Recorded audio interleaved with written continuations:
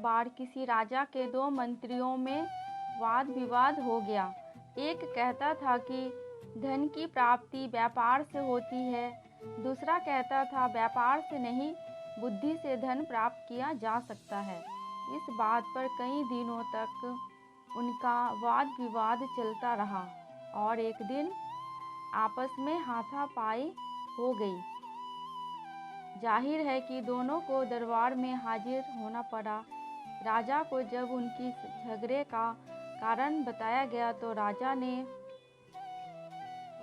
उस मंत्री को अपने पास बुलाया जो व्यापार से धन की प्राप्ति मानता था और बोले, जितना धन तुम्हें चाहिए वह खजाने से ले लो और इस बात को सिद्ध कर दिखाओ कि व्यापार से धन की प्राप्ति होती है। इसके बाद दूसरे की बारी आई। राजा ने पूछा, तुम्हें विश्वास है कि बुद्धि से धन प्राप्त किया जा सकता है?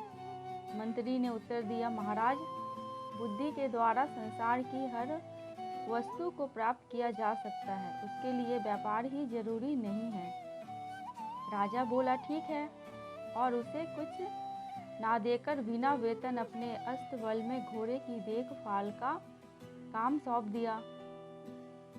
दोनों मंत्रियों को आदेश हुआ कि 6 महीने के अंदर अपनी बात प्रत्यक्ष कर दिखाएं, वरना दोनों को कड़ी सजा दी जाएगी।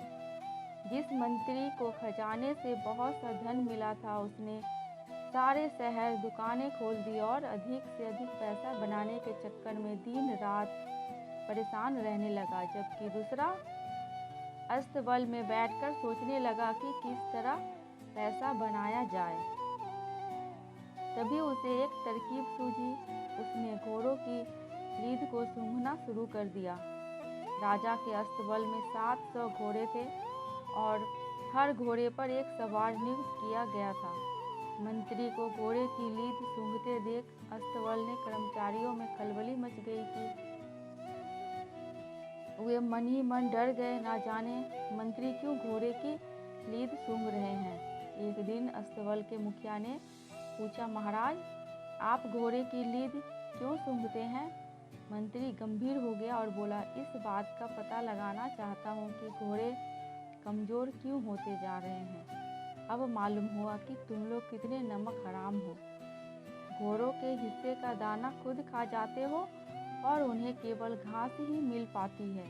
यह बात राजा को बतानी पड़ेगी। यह सुनकर मुखिया की जान संकट में पड़ गई। सोचा, मंत्री ने यह बात राजा को बता दी तो सबको नौकरी से निकाल दिया जाएगा, साथ ही कठोर दंड भी मिलेगा। उसने सभी सवारों से पैसे इकट्ठे किए और एक खासी रकम मंत्री के हाथ में देते हुए प्रार्थना की कि वह इस बात की चर्चा महाराज से ना करे। कुछ ही दिन के अंदर मंत्री ने हजारों रुपए लाकर राजा के सामने रखा। मंत्री का यह कमाल देख राजा को आश्चर्य हुआ। राजा ने उसे अस्तबल से हटाकर समुद्र की लहरें गिनने में लगा दिया।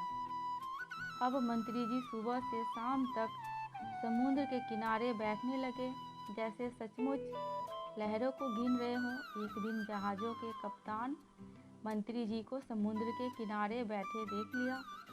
वह मंत्री जी के पास आया और वहाँ बैठने का कारण पूछा।